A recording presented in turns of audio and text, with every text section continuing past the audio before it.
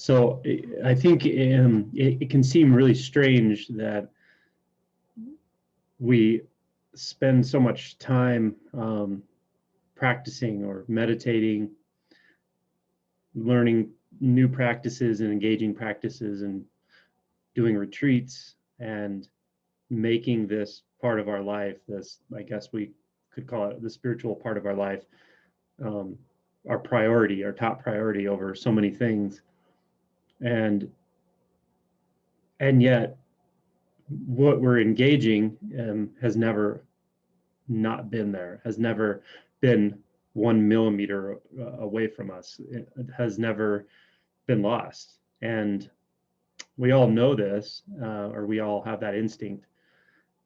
But it seems really kind of strange sometimes, right? That we have to spend so much effort and time and heart to, I don't know, reattune to something that we can't really be apart from. It's definitely a paradox, as so many things are now. But one of the, I think one way to approach that seeming contradiction is just to recognize that there's a certain timing to everything. I would say there's a synchronicity to things. The more we engage this process, or the more we relax into this process, or the more we let reality, the momentary flow of reality, just completely overtake us, the more we often come in contact with serendipitous experiences, synchronicities that are surprising and that are beyond our the limitations of our own intellect. And it can be amazing how these things happen, these coincidences, and that's the recognition of this timing. That's when we start to recognize that there is a clockwork behind all of this. One time I was sitting talking to my Zen teacher in Dokusan, and he said that exactly. He said, this can feel like things drag on, or sometimes it goes too fast or too slow. I don't remember his exact words, but he said it's really all just clockwork, and everything's exactly on time.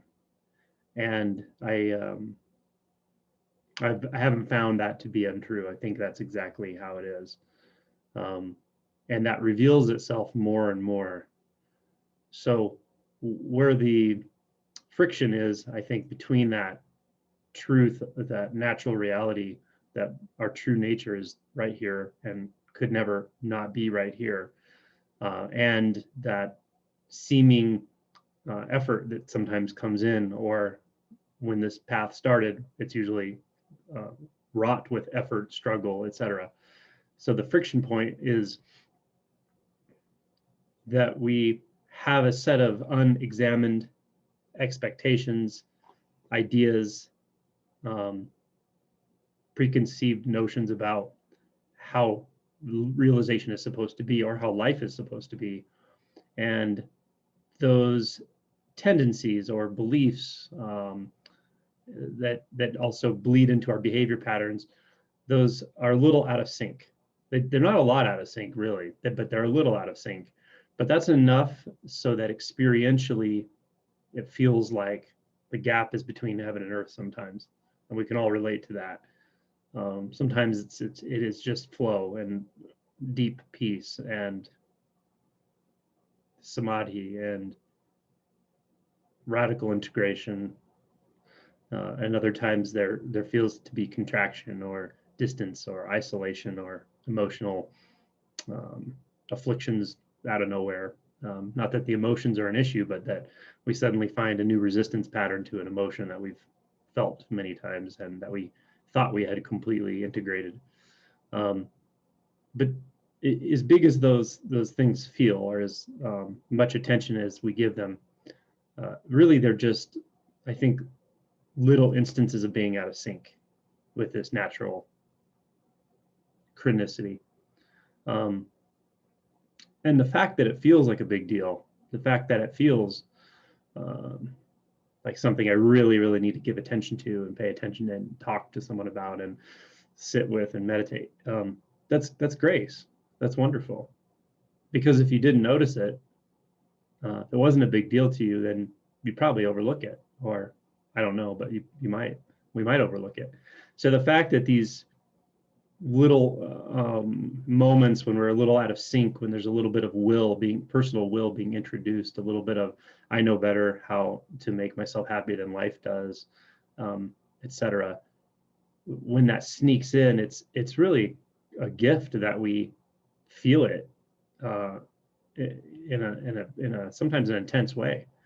But the fact that it sticks out, that it's something that needs to be addressed and we know it, even if we can't even put it into words necessarily, it's something that we want to get under, or find the dividing line and dissolve it and incorporate that, whatever it is, whatever piece of identity seems to have been pinched off or avoided or kept out in the cold. We want to reintegrate or come in contact with that, or open to it, however that plays out in the moment. So that's just one way of talking about how there can be this seemingly paradoxical discrepancy between this truth that we all know instinctually, or we wouldn't be here doing this. We wouldn't meditate probably, and we wouldn't read about dead masters, and wouldn't have practices and inquire and so forth.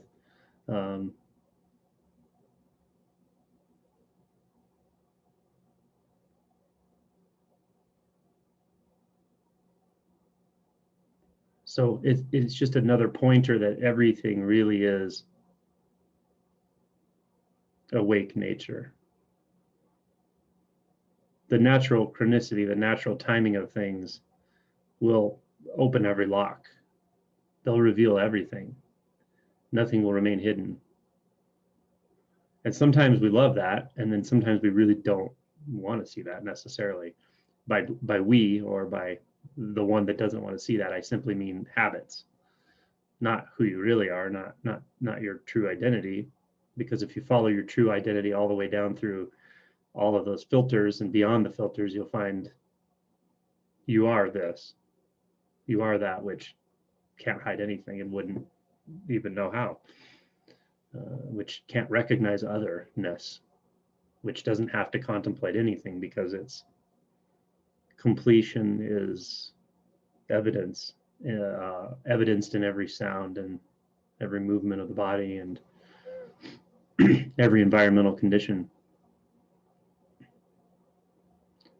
So these are just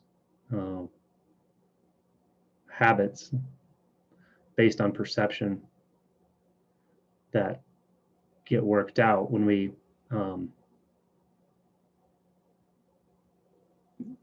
open ourselves to more awareness of the immediacy of reality.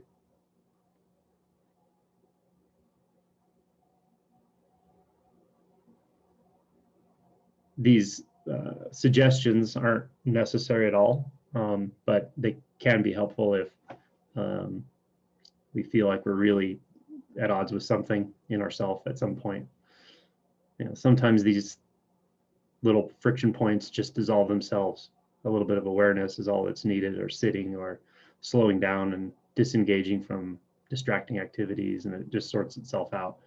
And I think that tends to happen more and more over time. But sometimes it's a something big. It's affecting the way we're interacting with people, the way we're interacting with ourselves. A distortion feels heavy. It feels deeply rooted, maybe in our personality or our karmic history or something. In those cases,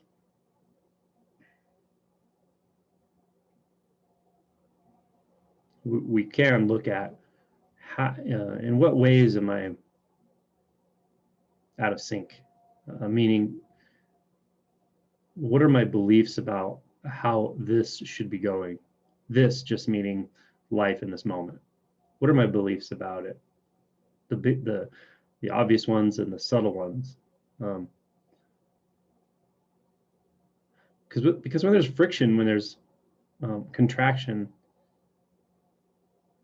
I think usually, if you look, usually you'll find some belief lodged somewhere that says it shouldn't be like this. That something is out of place, something isn't correct, isn't right, and I need to address that. I need to fix it, make it right, or find the right way. Or sometimes it's in the form of, I need to make a decision about something. Now, the business of talking about decisions is a little tricky because, of course, we have many practical moments throughout life where we do need to make decisions, and there's that's of course perfectly fine. But sometimes we get this sense of, like, there's something I need to figure out about myself. Like I need to decide, and sometimes it expresses in practice. Do I practice this way? Do I practice that way? Am I putting my attention in the right way? Should I inquire like this, or should I inquire like that? Now, sometimes that itself is the belief that's kind of operating in the background. That's a sort of fixation point. Because if you inquire into that belief, that I need to figure this out, right? Either this way or that way. What we can inquire into that and find out what the underlying belief of that belief is, and that is something needs to be fixed. Something's not okay. And when we do this, if we do it not like a scalpel, but more like from a place of openness and genuine interest in what are the beliefs that are moving attention here. Similar to when we're engaging thought in unbound consciousness, it just incorporates, right? Every thought we come in contact with is just more space of consciousness, and then we don't need to give that thought any sort of truth value. We don't have to decide is it true or false. It's more like, oh, just more of this, more consciousness, more expansiveness. We can approach beliefs in the same way because beliefs are actually in consciousness. Distortions, beliefs, fixations, and the root of delusion is really all in consciousness, because there's no ability for the natural world to be in delusion. It's the sound just is. That's the beauty of non-dual, is you can't argue with it. It just is simple, exquisitely simple. Same with any sensation. But when it comes to consciousness, we can still find these little fixations lodged, or like mind weeds, as we were discussing yesterday. And gentle inquiry at these times, it's a sort of loving discussion with yourself, maybe. Approach it from a place of understanding, openness, and not to make anything wrong, but just to see what might have been a little bit hidden through a certain view.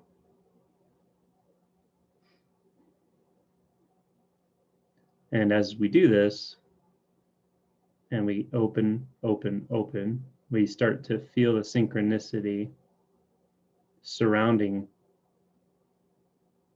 that belief. We might. If we don't, that's okay. But we feel it in this, and where we feel it is in the senses, actually. We feel consciousness as a sense gate when the synchronicity, when we are acknowledging that natural synchronicity, that we could say consciousness synchronizes with the senses. This is why often, but not always, an initial awakening immediately after opens to some sense of non-duality, some sense of non-dual, even if it's not stable for the immediate. But often right after awakening, people feel quite enlightened, look enlightened. they experience not just unbound consciousness, but the non-dual nature of the physical experience of reality. That window opens wide for a time. But this is, in my experience, I think this is because consciousness is, when it's completely relaxed, when these fixation points, these, I guess, vasanas and impressions and expectations and tendencies to control, when they all just stop in consciousness, then consciousness itself becomes synchronized with everything that is already is synchronous in by nature, and we have access to that through each of our own experiential fixation points. So again, this is grace.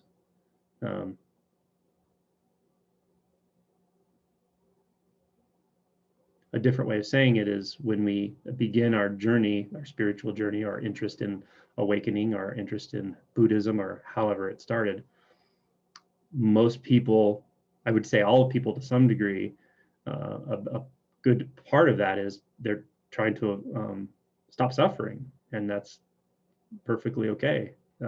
No one was born to suffer. No human was born to suffer. So we go through the process, and we go through what we have to go through to penetrate that first gateless gate. And then beyond that, there are other things that happen, other refinements or deconstructions maybe. And what's ironic is at some point, it's kind of like the whole process reverses on itself. It doesn't just happen like all at once. It seems to happen slowly, to where now we're oriented right back into what caused us to feel like we were suffering in the first place. Like, you become interested in suffering, or what seems to be the root of what used to be considered and felt as suffering. That becomes your primary interest.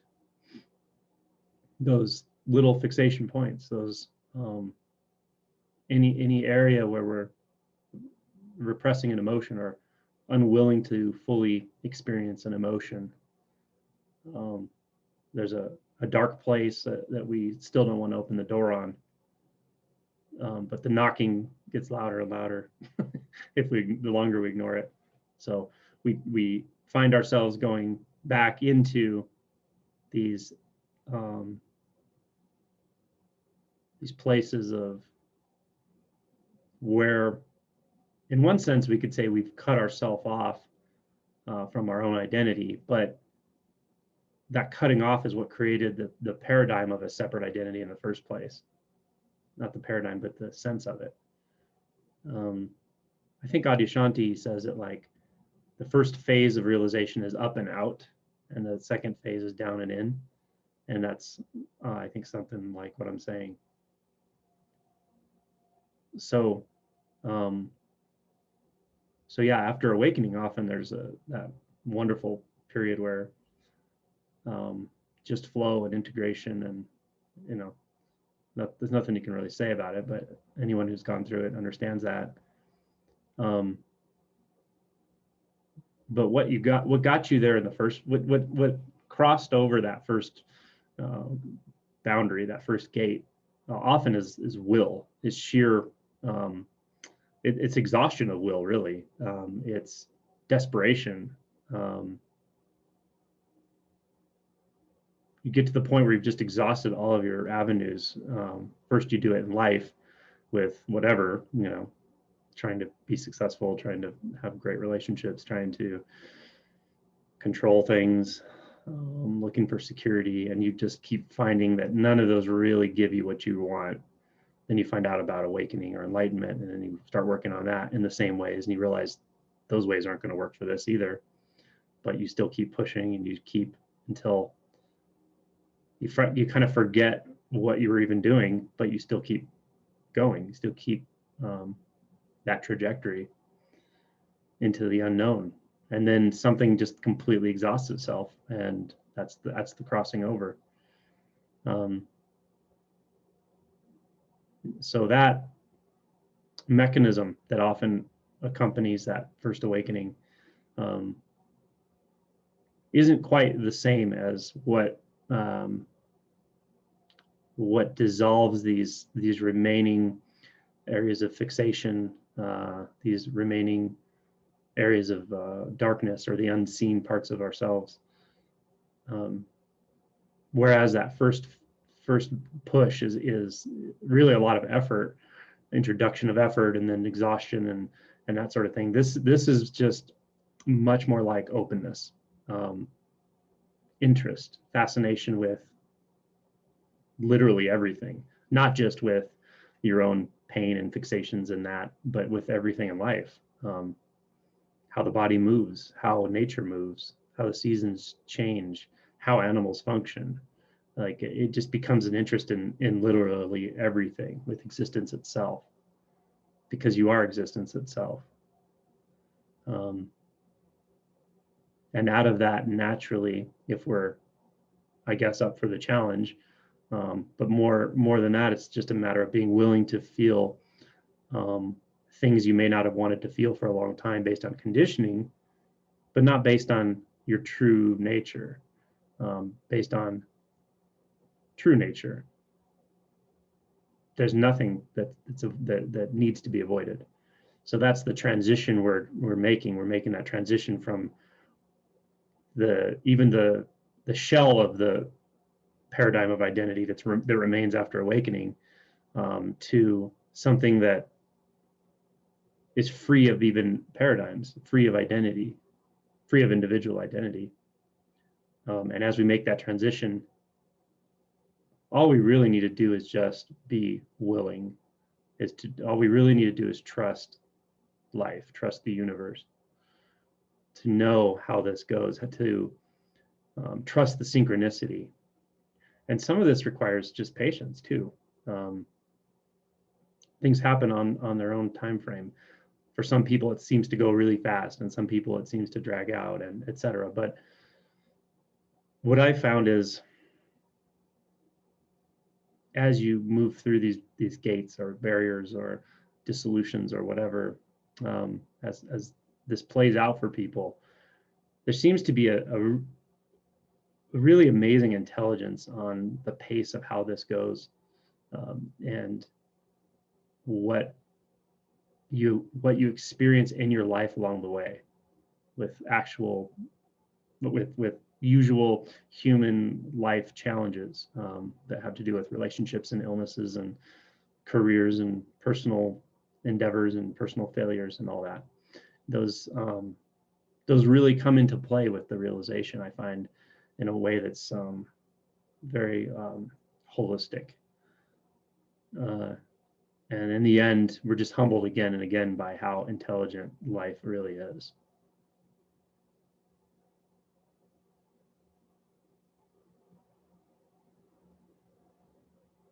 The synchronicity is a beautiful thing too. If you have any, well, everyone here has some interest in either some sort of creative impulse, whether it's art, visual art, or music. And also, some people find the synchronicity in nature. Walking in nature is a common one. But wherever you find that synchronicity in your life, in that sort of creative impulse, or that whatever it is you do, it might not even be, it might be a hobby even or something, but maybe working with your hands. You may be a kinesthetic person, maybe exercise, but there's some place we all know that is not, that's sort of always been there. We haven't really considered it part of our spiritual life, maybe per se, but when we're in that environment, whatever it is, whether it's listening to music or making music, painting, writing poetry, or maybe exercising, or nurturing a new puppy, or whatever those moments in life are, the synchronicity in those moments, I find, is really much more obvious. It comes to the surface. You can feel it in everything. You could, you're listening to the music, but all of a sudden you're more, or you're making music and you're more aware suddenly of the sensations in your hands and feet and the air across your skin. Um,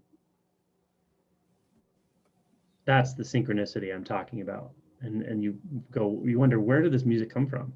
Really? Like, yeah, I learned about chords, I learned about this and that, but as you're doing it, or the singing bowls, or whatever, where is this coming from? It's amazing sometimes. It just blows you away. Like art is the same way.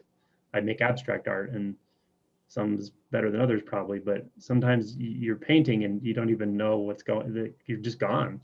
And the paintbrush is just doing the painting, and it's amazing what comes out of that. And you're in, you're humbled by it, because somehow the synchronicity knew how to choose those colors and tones and shades and mix them and move them across the canvas and move the hand to do that and pump the blood and keep the nervous system infused with blood so that it can operate and perceive the environment. And all that's just happening. It's all synchronized, perfectly coordinated. It's amazing. So sometimes we can teach ourselves to attune to that synchronicity in our creative environments as well, or our natural environments. Perhaps, like I said, there are several people I know who really find just physically being in nature is a huge way to open them to all those natural processes and cycles and synchronicity. Adyashanti talked a lot about that, actually. He would go camping for like months at a time in the Sierra Nevadas.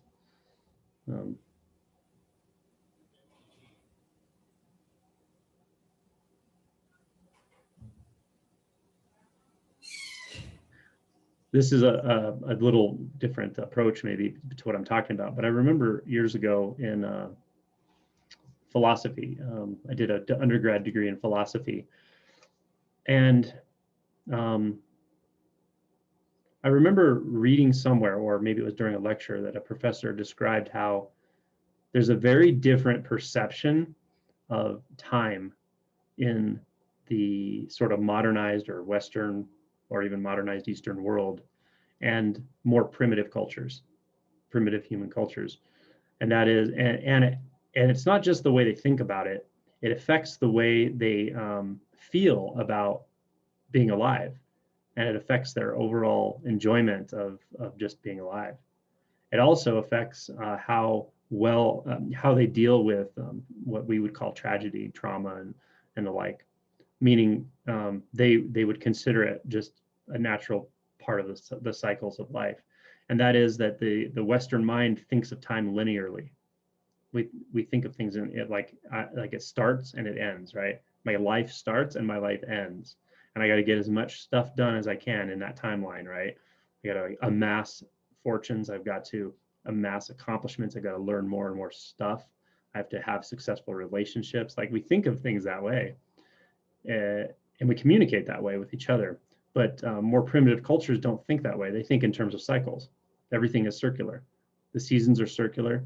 The moon is in a circular pattern. The sun's in a circular pattern. I'm sorry, the earth around the sun, the days are cyclic. The seasons are cyclic. And time is cyclic. So death and birth it's not like one's a lot better than the other, right? For us, in a way, you could say we value birth because now that's an opportunity to live and do a bunch of stuff. And then death is kind of like, an unfortunate end to the fun or something. That's a simple way of putting it, but I think we can see that in a lot of our social contexts, we sort of operate that way. But to the mind that thinks of time as circular, as cyclic, things feel very different. All the seasons are integrated with one another. There is no end and there's no beginning, because it all works together just perfectly fine. So I feel much less like an individual. I'm part of a whole. This is a much more, I think, accurate way to think about reality concerning this natural synchronicity I'm describing. Because the cycles do affect one another. They interact with one another. they impress upon one another. And when we're in concert with that at the mind and heart level, and even the energetic and instinctual level, we don't feel like something has gone wrong. It's fine. Everything's fine. Things are just the way they are. Tragedies come, but we probably wouldn't call them tragedies. It's just what's happening. And when life ends, it's not so much that a personal life ends. It's a reintegration of that energy into all the systems and all the cycles. And it can't ever be separated out from the systems and cycles in the other individuals of our family and our tribe, and the cycles of the seasons and the cycles of the soil into which we disintegrate, and that energy forms other life forms. But when you live, I guess, closer to the land, perhaps, and you have that mindset of the cyclical pattern of time, you communicate that way, and you function and live that way, you're probably living much more close to this natural synchronicity experientially. So anyway, that's a bit of an aside, but I remember really being impressed by that observation that somebody made about and wrote about it. I think probably wrote a book about it somewhere.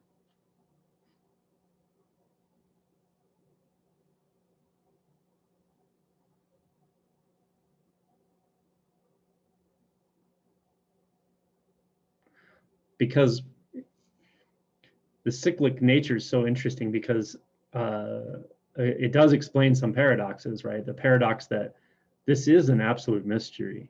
This really is unknowable. In a sense, because it's so close and nothing can step apart, look back at itself and identify anything. It's not like that. It's just, and it's all non-dual. And so it's unknowable. And yet there's a familiarity that goes so deep, a trust that goes so deep, and an okayness that is all pervasive. And and with that cyclic pattern, that cyclic mindset maybe, or that cyclic physical experience, we realize, well, yeah, wherever we are on the circle, we're still the whole circle, and that circle or that cycle is simply synchronizing with every other cycle. So as I'm moving over here, something's moving over there, and those aren't two.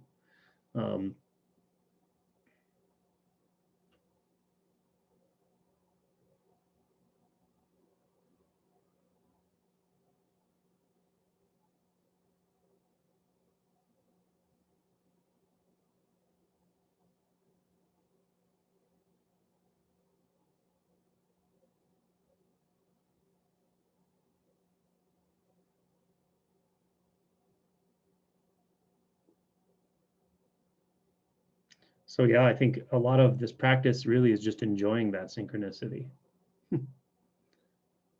and recognizing things are right on time. The bliss is right on time, the contraction's right on time.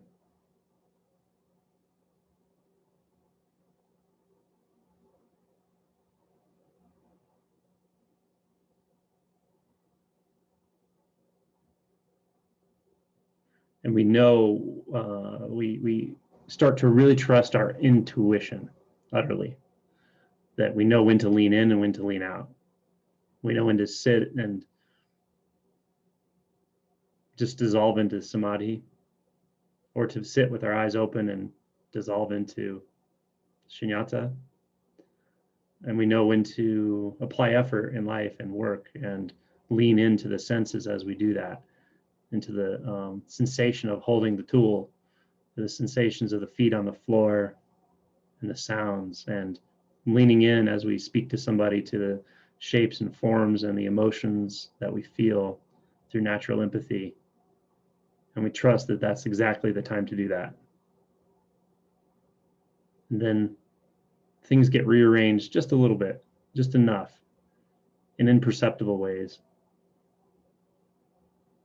But this is really where the third and forth, toson rank, come forth, is like coming from within the relative.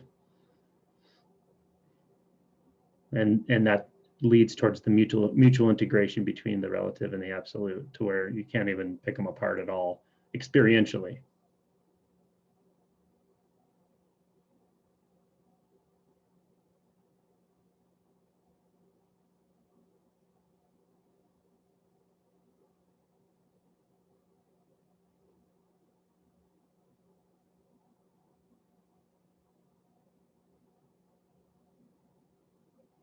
I guess that's all I got for the moment.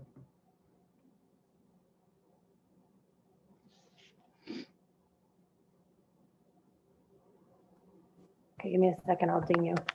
Okay, ding us out.